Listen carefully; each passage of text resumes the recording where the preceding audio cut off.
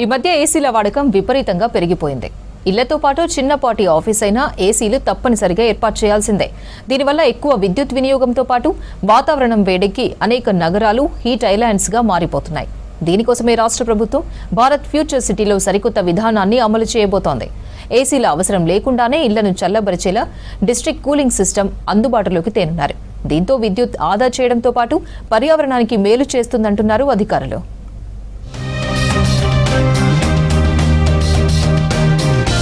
హైదరాబాద్ సమీపంలో మీర్ఖాన్పేట్లో ఏర్పాటు చేస్తున్న భారత ఫ్యూచర్ సిటీలో ఏసీలతో పని లేకుండా అక్కడి పరిసరాలు చల్లబడేందుకు ప్రభుత్వం నూతన విధానం అమలు చేయనుంది. 30,000 ఎకరాల్లో ఏర్పాటు చేస్తున్న ఫ్యూచర్ సిటీలో డిస్ట్రిక్ట్ కూలింగ్ సిస్టమ్ ను అందుబాటులోకి తీసుకురానుంది. ఇక్కడ ఏర్పాటు చేసే AICT, health, education, life sciences హబ్లలో ఈ DCS విధానంలోనే చల్లదనం అందేలా డిజైన్ చేస్తున్నారు. ఏసీల అవసరం లేకుండా విద్యుత్ను ఆదా చేయడంతో పాటు పర్యావరణానికి మేలు జరుగుతోందంటున్నారు అధికారులు.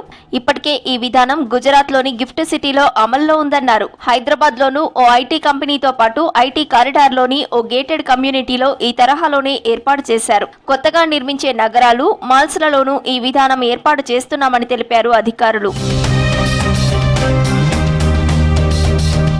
డిస్ట్రిక్ట్ కూలింగ్ విధానంలో ఏసీల అవసరం లేకుండా చల్లని నీటిని పైపుల ద్వారా భవనాల్లోకి పంపి లోపల ఉండే వ్యవస్థ ద్వారా గదులు చల్లబడేలా చేస్తారు. ప్యూరిఫై చేసిన నీటిని 5 డిగ్రీల సెల్సియస్ వరకు కూలింగ్ చేసి పైపుల నుంచి భవనాలకు సప్లై చేస్తారు. బిల్డింగ్ లో ఏర్పాటు చేసే ఎయిర్ హ్యాండ్లింగ్ యూనిట్లు ఈ కూల్ వాటర్ ను ఉపయోగించి గదులను చల్లబరుస్తాయి. ఏసీలతో పోలిస్తే 30% విద్యుత్ ఆదా అవుతోందన్నారు నిపుణులు.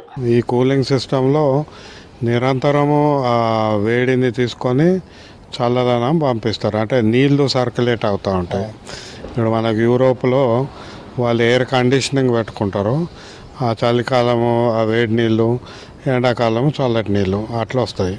సో ఈ డిస్ట్రిక్ట్ కూలింగ్ సిస్టమ్ కూడా అదే, నీళ్లు నిరంతరం సర్క్యులేట్ అవుతుంటుంది.